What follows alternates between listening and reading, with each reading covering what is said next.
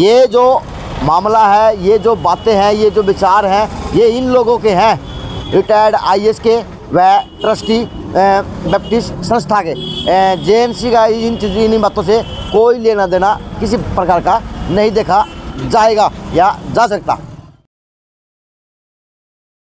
नमस्कार, मैं अजय, और आज का मामला कोई यूँ तो है को नहीं कि गंभीर को नहीं और वो माफिया पर जुड़ा को नहीं, क्योंकि वो माफिया के ऊपर तो बड़े बड़े नेताओं को जान गई।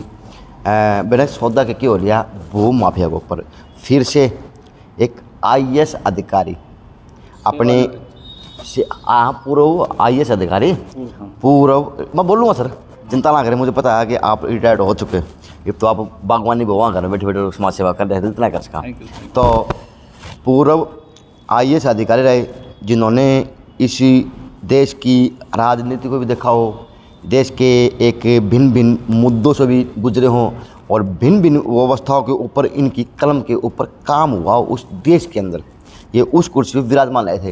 लेकिन एक फिर से आईएएस पूर्व रिटायर्ड अधिकारी के बातें कहूँ या के कहूँ, बेराक होने, क्योंकि गंभीर मुद्दा बड़ा गंभीर है। फिर से शहर के अंदर भू माफिया का जिक्र उठ रहा रिटायर्ड आईएएस के मुख से। नमस्ते सर, बताएं क्या मामला, विस्तार से बताएं क्या। जी, मामला ये था, थैंक यू, आप बहुत थोड़े से समय के अनुरूप नोटिस के पर मेरे पास आए और रूबरू होने का मौका दिया। मामला यूँ था कि जो ये हमारे पास बैठे हुए हैं श्रीमान साइमन जोशुआ, ये भिवानी बैप्टिस्ट चर्च के सचिव हैं, सेक्रेटरी। तो इन्होंने मेरे को इस मामले से अवगत कराया कि अच्छा, ये आपको मैं जगह बता दूं कहाँ पे है। आशी गेट से आप जाओगे तो एक तो रोड जाओ बादशाह भवन की तरफ, बादशाह भवन की तरफ से नहीं, जो किरोड़ीमल सेठ किरोड़ीमल स्कूल आओ ना, उसका साथ रोड जा है, केम स्कूल साथ वाला रोड है, उसके आगे एक कॉलोनी है, एक चर्च होया करता, चर्च नहीं, वो पास्टर हाउस, मिशन हाउस। तो वो हम बस देखते हैं आने लग रहे हैं। यो मैटर उस बात के ऊपर है।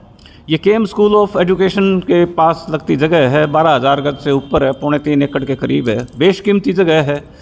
आज की तारीख में कलेक्टर रेट पर इसके भाव बैठते हैं 50 करोड़ के रुपए के आसपास, और बाज़ार भाव की बात करें तो ये 100 करोड़ के आसपास की ज़मीन होगी आज की तारीख में। तो भू माफिया ने बड़ा कुत्सित प्रयास किया। 5/9/2022 को इसकी रजिस्ट्री के कागज़ तैयार करवा दिए, फर्जी कागजात के आधार पर। इन्होंने जो मेरे को बताया उसमें ऐसा लगता है। तो मैंने इसके पूरे कागजात अध्ययन किए, तो इसमें ऐसा लगता है कि ये जो रजिस्ट्री हुई है ये होने नहीं चाहिए थी। सर सबूत भी है या ऐसा लगता है?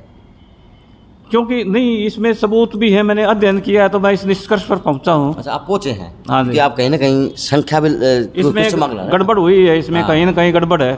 क्योंकि देखिए कि पहली बात तो ये है कि 100 करोड़ की ज़मीन थी, तो इसकी 2 करोड़ के कागजात, 2 करोड़ से कम कीमत में रजिस्ट्री के कागजात तहसील कार्यालय ने कैसे तैयार किए।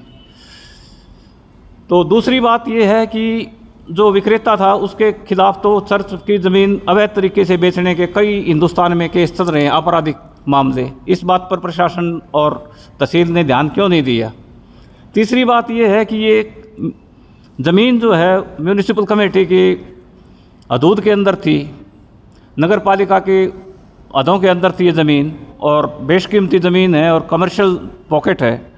तो इसकी एनओसी लेने का कोई प्रयास तहसील कार्यालय के कर्मचारियों ने, अधिकारियों ने क्यों नहीं किया इसकी रजिस्ट्री करने से पहले? कोई एनओसी ली हो या कोई ऐसा प्रयास किया हो, ऐसा लगता नहीं है उन कागज़ों को देखने से। चौथी बात यह है कि 1947 में जब देश आज़ाद हो गया और बैप्टिस्ट मिशन सोसाइटी 1792 में बनी थी, ये क्रिश्चियन जो फेथ है, ईसाई धर्म के प्रचार प्रसार, दान पुण्य के काम, लोकहित के काम, शिक्षा दीक्षा के प्रचार प्रसार के लिए बनी थी। जब इसके कार्यों का दायरा ज़्यादा बढ़ गया तो इन्होंने कामकाज को संभालने के लिए बैप्टिस्ट मिशन सोसाइटी कॉरपोरेशन 1888 में, ये भी इंग्लैंड में ही गठित हुआ। दोनों ही इंग्लैंड में गठित हुए ये और रजिस्टर हुए, वहीं पंजीकृत हुए। तो 1947 में जब देश आज़ाद हो गया तो आज की तारीख में वहाँ इंग्लैंड में बैठा हुआ कोई आदमी इंटरेस्ट में या सोसाइटी में या कॉरपोरेशन में हिंदुस्तान की किसी प्रॉपर्टी को बेच नहीं सकता, ये कानून है, जब तक कि 1947 में उसने घोषणा पत्र में ये नहीं बताया हो कि हमारी भारत में ये संपत्ति है। तो ये कागजात, इस मामले के अंदर भी कोई इंग्लैंड से बैठा है जिन्होंने ज़मीन बेच दी? उसने एक वो ये बता रहे हैं कि एक ट्रस्टी है हिंदुस्तान में, सतीश जॉर्ज नाम का। अच्छा, सतीश जॉर्ज नाम है ना उनका। सतीश जॉर्ज को अधिकृत किया। सतीश जॉर्ज ने आगे एक खरीदार खड़ा कर दिया सोनीपत जिले का। एक पावर ऑफ अटॉर्नी बनी है उसमें, उज्जैन में। अच्छा, तो ऐसा लगता है कि कागज़ों को देखकर ऐसा लगता है कि ये सारा खेल जो है, खुला खेल फर्रुखाबादी बोलते हैं, ये लैंड माफिया, भू माफिया है, उसका कारस्तानी है ये। क्योंकि या तो ये कागजात जो है उन्होंने दस्तखत नहीं किए, जो इंग्लैंड में बैठे महानुभाव हैं, अगर दस्तखत नहीं किए तो फर्जी हैं, अगर दस्तखत किए हैं तो अवैध हैं। क्योंकि फेरा एक्ट 1973, फेमा एक्ट 1999 और आरबीआई की गाइडलाइंस और इंग्लैंड का कंपनी लॉ, चारों की उल्लंघना में हैं ये कागजात। अगर उन्होंने दस्तखत किए हैं तो उसकी कोई कानूनी मान्यता नहीं है, तो इसलिए ये रजिस्ट्री नहीं हो सकती। सीधी बात है, तीसरी कोई सूरत नहीं है इसमें। तो मैंने प्रशासन को, सरकार को चिट्ठी लिखी है, जो डिविजनल कमिश्नर है जैसे मैंने आपको बताया, तो उन्होंने ना तो कोई खारिज किए आज तक ये जो रजिस्ट्री है और इंतकाल, और ना ही इसके ऊपर कोई जो है वो पर्चा दर्ज कराया, ना ही इसकी रजिस्ट्री, ये कहा कि रजिस्ट्री ठीक है करो। या तो ये कहें कि भाई सुरेश गोयल बकवास कर रहा है और रजिस्ट्री हम करेंगे, या ये कहें कि जी रजिस्ट्री जो है सुरेश गोयल ठीक कह रहा है, इसको खारिज करते हैं। तो नहीं, ये न तस्थो वो त्रिशंकु की तरह बीच में लटक रहे हैं। अच्छा यार, जो ज़मीन है बिकी कितने परसेंट ली, क्या हो लिया, कहा था रूम में अगली? इसकी रजिस्ट्री के कागजात तैयार हो गए थे। अच्छा, तो नायब तहसीलदार को जब इन्होंने वो दिया अपनी शिकायत, तो रजिस्ट्री रुक गई और उन्होंने दस्तखत नहीं किए। अच्छा, लेकिन इसकी रजिस्ट्री का वसी का नंबर जारी हो गया, जो रजिस्ट्री का नंबर होता है, उसके आधार पर आप ये देखिए कि जब नायब तहसीलदार ने दस्तखत नहीं किए तो उसके ऊपर भी इंतकाल दर्ज हो गया। अच्छा, और इंतकाल दर्ज करके उसका अभी इंतकाल को मंजूर करना है तहसीलदार ने, वो दस्तखत नहीं हुए, वो लटका हुआ है। और जो म्यूटेशन उसके बाद जो जमाबंदी है उसमें खेवट में जो रिमार्क्स कॉलम है उसमें इसका वो दर्ज कर दिया है। ये आपने देखे सर? हाँ देखें, आपने देखे हुए? मैं आपको कॉपी दे दूंगा जी। अच्छा अच्छा, आपने देखे? मैं आपको इसको प्रति दे देता हूँ। हाँ जी। और मैंने चिट्ठी लिखी, उसमें ये बात, इसका हवाला दिया हुआ है जी। और उस जो इंतकाल का जो रेफरेंस है, जो उल्लेख है कि इंतकाल दर्ज हो गया और उसमें जमाबंदी में पटवारी ने पेंसिल हवाला किया, उसकी भी मैं आपको प्रति एक दे दूंगा। एक ही कागज़ है वो। मैं फोटो ले लूँगा उसका, लगा दूँगा फोटो। हाँ जी, हाँ जी, फोटो। तो सर फिर आपने क्या कार्रवाई की, किस तरह की रणनीति बनाई? क्योंकि आप भी तो आई अधिकारी है और आपने भी, कहावत है घाट घाट का पानी पीना, तो आपने तो पूरे देश का पानी पी रखे हैं। तो बात यह है कि मैंने तो 13/9/2022 को डिप्टी कमिश्नर को और एसपी को चिट्ठी लिखी थी। 5/9/2022 को एक रजिस्ट्री हुई थी जिस पर दस्तखत करने से नायब तहसीलदार ने मना कर दिया। तो उन 13 तारीख को मैंने उनको पत्र लिखा कि भाई ये खारिज करो इसको। उसके बाद मेरे संज्ञान में आया कि भाई इंतकाल भी हो गया और जमाबंदी में भी दर्ज हो गए कुछ पेंसिल हवाला। तो फिर मैंने दूसरा रिमाइंडर लिखा उनको 19 तारीख को।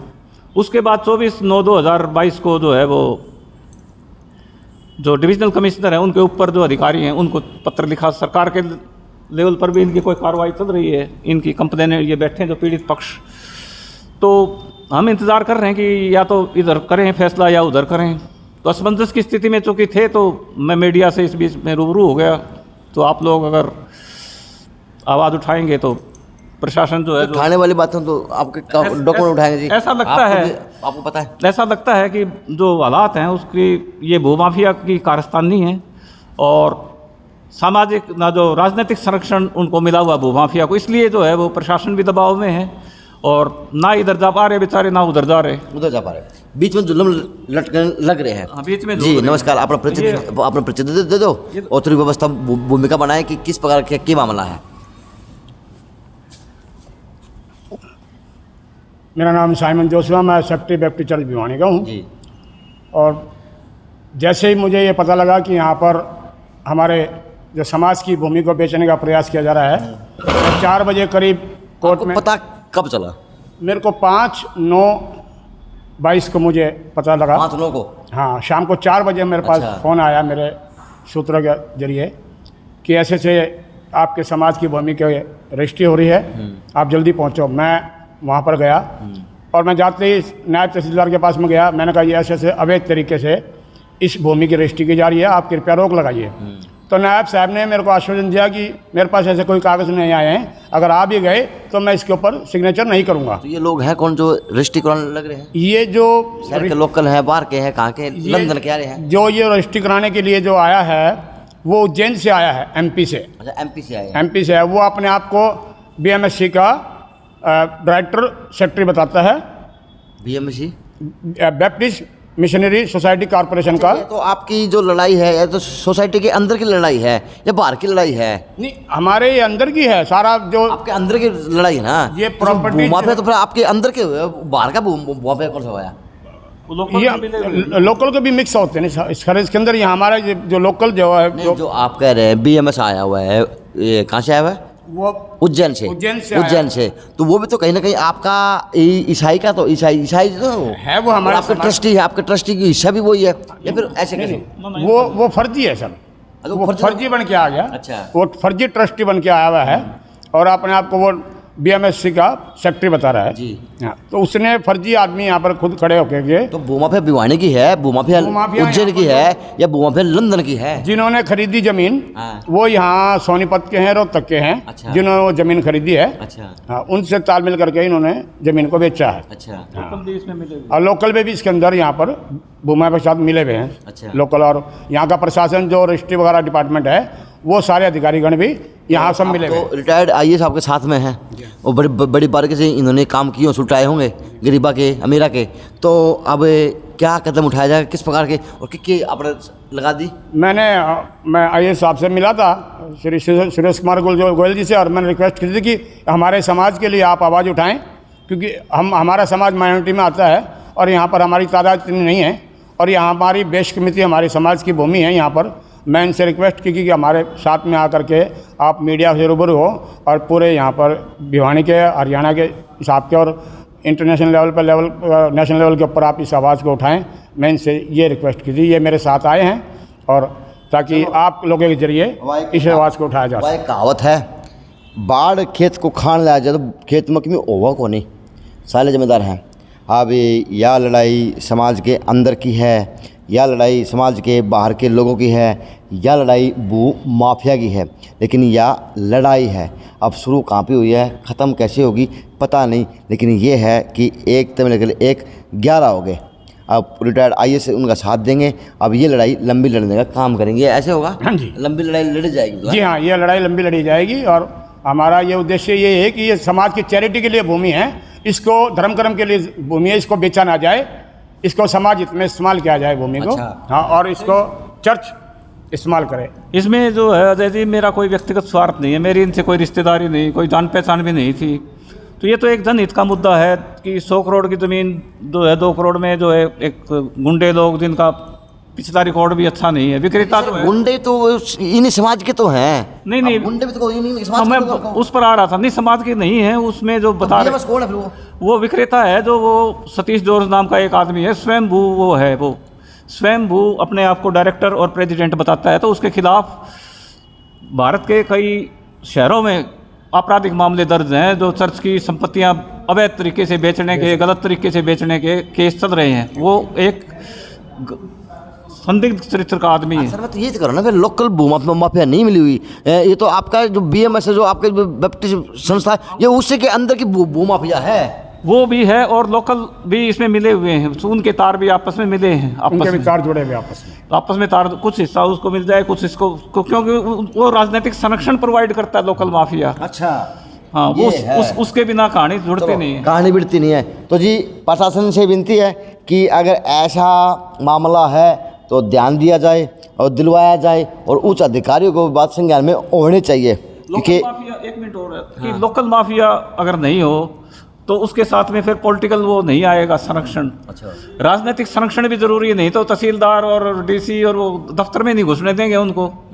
अपने आप तो जो आदमी है जो आ रहा है, तो इनको एंट्री जो है दरवाजे में एंट्री वो लोकल माफिया के थ्रू ही तो है। आपने मुख्यमंत्री को किसी ज्ञापन को दिया है? जी हाँ, हाँ। आपने ज्ञापन दिया मुख्यमंत्री को हमने दिया? सभी जगह लिख करके भेजा है। जी हमें अब मैं आपको बता देता हूँ कि जिला कलेक्टर को हमने लिख के भेजा है, कमिश्नर रोहतक रेंज में लिख के भेजा है, माइनॉरिटी आयोग को भी लिख के भेजा है, लोकायुक्त हरियाणा को लिख के भेजा है, एडवोकेट जनरल हरियाणा को, गृह मंत्री हरियाणा, मुख्य सचिव मुख्यमंत्री हरियाणा को भी हमने, और एसपी साहब और डीसी साहब को भी हमने लिख के भेजा। 10 से 12 लेटर तैयार करके हर डिपार्टमेंट हर नेता के पास भेज चुके। ये मामला है। JNC न्यूज़ से अजय नायक, पंकज सोनी की खास रिपोर्ट।